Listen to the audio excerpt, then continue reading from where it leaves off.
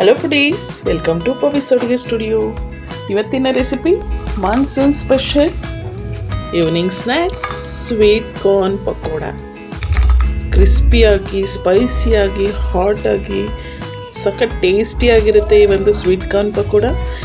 ಸಿಂಪಲ್ಲಾಗಿ ಮಾಡ್ಕೊಬೋದು, ಆದರೆ ಕೆಲವೊಂದು ಟಿಪ್ಸ್ನ ಫಾಲೋ ಮಾಡ್ತಾ ಮಾಡಿ ಖಂಡಿತವಾಗ್ಲೂ ಪರ್ಫೆಕ್ಟಾಗಿ ಸಖತ್ ಟೇಸ್ಟಿಯಾಗಿರುತ್ತೆ. ಹಾಗಿದ್ರೆ ಇದೇ ಫಸ್ಟ್ ಟೈಮ್ ನೀವು ನನ್ನ ಚಾನಲ್ನ ನೋಡ್ತಿರೋದಾದರೆ ಪ್ಲೀಸ್ ಒಂದು ಸಲ ಸಬ್ಸ್ಕ್ರೈಬ್ ಮಾಡ್ಕೊಳ್ಳಿ. ಹಾಗೆ ಪಕ್ಕದಲ್ಲಿ ಬರ್ತಕ್ಕಂಥ ಬೆಲ್ಲೈಕನ್ನ ಕ್ಲಿಕ್ ಮಾಡಿ. ಫಸ್ಟಿಗೆ ಸ್ವೀಟ್ ಕಾರ್ನ್ನ ನೋಡಿ ಈ ಥರ ಚಾಕುಯಿಂದನೇ ಕಟ್ ಮಾಡ್ಕೊಳ್ಳಿ. ಒಂದು ಕಾಲು ಭಾಗದಷ್ಟು ಅದರಲ್ಲೇ ಉಳ್ಕೊಂಡು ಮಿಕ್ಕಿದ ಮುಕ್ಕಾಲು ಭಾಗನ ಮಾತ್ರನೇ ಕಟ್ ಮಾಡ್ಕೊಬೇಕು. ಈ ಥರ ಕಟ್ ಮಾಡ್ಕೊಳೋದ್ರಿಂದ ನಾವು ಆಯಿಲಲ್ಲಿ ಹಾಕಿ ಡೀಪ್ ಫ್ರೈ ಮಾಡುವಾಗ ಅದು ಸಿಡಿಯೋದಿಲ್ಲ, ಇಲ್ಲಾಂದರೆ ಚಟಪಟ ಅಂತ ಸಿಡಿದು ಮನೆಯೆಲ್ಲ ಆಯಿಲ್ ಮಾಡಿಟ್ಟಿರುತ್ತೆ ಅಷ್ಟೇ. ಹಾಗಾಗಿ ಈ ಥರ ಕಟ್ ಮಾಡಿಕೊಂಡು ಒಂದು ಬೌಲಿಗೆ ಹಾಕ್ಕೊತಾ ಇದ್ದೀನಿ. ನಾನಿಲ್ಲಿ 1.5 ಕಪ್ ಆಗೋಷ್ಟು ಸ್ವೀಟ್ ಕಾರ್ನ್ ಹಾಕ್ಕೊತಾ ಇದ್ದೀನಿ. ಈಗ ಇದಕ್ಕೆ ರುಚಿಗೆ ತಕ್ಕಷ್ಟು ಉಪ್ಪು ಹಾಕ್ಕೊತಾ ಇದ್ದೀನಿ. ನಾನಿಲ್ಲಿ 1.5 ಟೀ ಸ್ಪೂನ್ ಆಗೋಷ್ಟು ಉಪ್ಪು ಹಾಕ್ಕೊತಾ ಇದ್ದೀನಿ. ಹಾಗೆ 1 ಟೀ ಸ್ಪೂನ್ ಆಗೋಷ್ಟು ಜೀರಿಗೆ ಹಾಕ್ಕೊತಾ ಇದ್ದೀನಿ. ಹಾಗೆ ಇದಕ್ಕೆ ಕಲ್ಲರಿಗೆ ಒಂದು ಅರ್ಧ ಟೀ ಸ್ಪೂನ್ ಆಗೋಷ್ಟು ಅರಿಶಿನ, ಹಾಗೆ ಒಂದು ಅರ್ಧ ಟೀ ಸ್ಪೂನ್ ಆಗೋಷ್ಟು ಧನಿಯಾ ಪೌಡರು, 1 ಟೀ ಸ್ಪೂನ್ ಆಗೋಷ್ಟು ರೆಡ್ ಚಿಲ್ಲಿ ಪೌಡರು, ಹಾಗೆ 1 ಟೇಬಲ್ ಸ್ಪೂನ್ ಆಗೋಷ್ಟು ಧನಿಯಾ ಕಾಳನ್ನು ಈ ಥರ ತರಿಯಾಗಿ ಕುಟ್ಕೊಂಡು ಹಾಕ್ಕೊತಾ ಇದ್ದೀನಿ. ಹಂಗೆ ಬೇಕಾದರೂ ಹಾಕ್ಕೊಬೋದು, ಆದರೆ ತರಿಯಾಗಿ ಕುಟ್ಟು ಹಾಕೋದ್ರಿಂದ ಒಳ್ಳೆ ಫ್ಲೇವರ್ ಕೊಡುತ್ತೆ.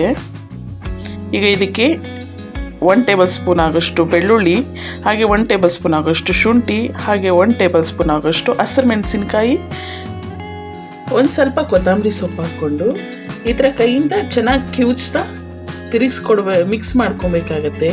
ಈ ಥರ ಚೆನ್ನಾಗಿ ಕಿವುಚೋದ್ರಿಂದ ಆ ಜೋಳದಲ್ಲಿರ್ತಕ್ಕಂಥ ನೀರು ಬಿಟ್ಟು ನಮಗೆ ಹಿಟ್ಟು ಕಲಸೋದಕ್ಕೆ ಹೆಲ್ಪ್ ಆಗುತ್ತೆ. ಯಾವುದೇ ಕಾರಣಕ್ಕೂ ನೀರು ಹಾಕೋ ಅವಶ್ಯಕತೆ ಇಲ್ಲ ಈ ಒಂದು ಪಕೋಡಕ್ಕೆ. ಈಗ ನಾನು 1 ಕಪ್ ಆಗೋಷ್ಟು ಕಡಲೆ ಹಿಟ್ಟು ಹಾಕ್ಕೊಂಡು ಒಂದು ಸಲ ಚೆನ್ನಾಗಿ ಮಿಕ್ಸ್ ಮಾಡ್ಕೊತಾ ಇದ್ದೀನಿ. ಈಗ ಇನ್ನೂ ಇದಕ್ಕೆ ಹಿಟ್ಟು ಬೇಕು ಅನಿಸಿದ್ರೆ ನೀವು ಇನ್ನೊಂದು ಅರ್ಧ ಕಪ್ ಹಾಕ್ಕೊಂಡು ಸ್ವಲ್ಪ ಒದ್ದೆ ಆಗಿರಬೇಕು, ಸ್ವಲ್ಪ ಪುಡಿ ಆಗಿರಬೇಕು, ಆ ಕನ್ಸಿಸ್ಟೆನ್ಸಿಗೆ ಕಲಿಸ್ಕೊಬೇಕಾಗತ್ತೆ. ಯಾವುದೇ ಕಾರಣಕ್ಕೂ ನೀರು ಹಾಕ್ಲಿಕ್ಕೆ ಹೋಗಬೇಡಿ, ಆದರೆ ಬೋಂಡ ಹಿಟ್ಟಿನ ಥರ ಕಲಿಸ್ಲಿಕ್ಕೆ ಹೋಗಬಾರ್ದು ಪಕೋಡೆ ಮಾಡೋದಕ್ಕೆ.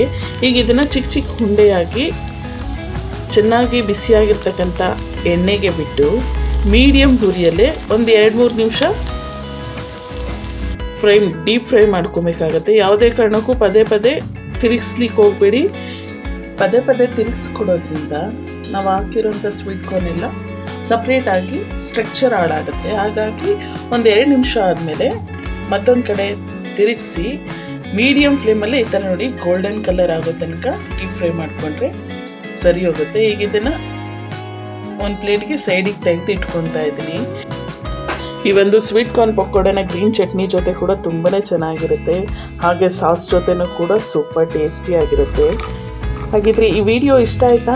ಇಷ್ಟ ಆದರೆ ಒಂದು ಲೈಕ್ ಕೊಟ್ಟು ನಿಮ್ಮ ಫ್ಯಾಮಿಲಿ ಫ್ರೆಂಡ್ಸ್ಗೆ ಶೇರ್ ಮಾಡಿ. ನೀವು ಇದೇ ಥರನೇ ಟ್ರೈ ಮಾಡಿ ಟೇಸ್ಟ್ ಹೇಗೆ ಬಂತಂತ ಕಮೆಂಟ್ ಮಾಡಿ. ಆದರೆ ನನ್ನ ಚಾನಲ್ನ ಒಂದು ಸಲ ಸಬ್ಸ್ಕ್ರೈಬ್ ಮಾಡ್ಕೊಳ್ಳಿ. Thank you.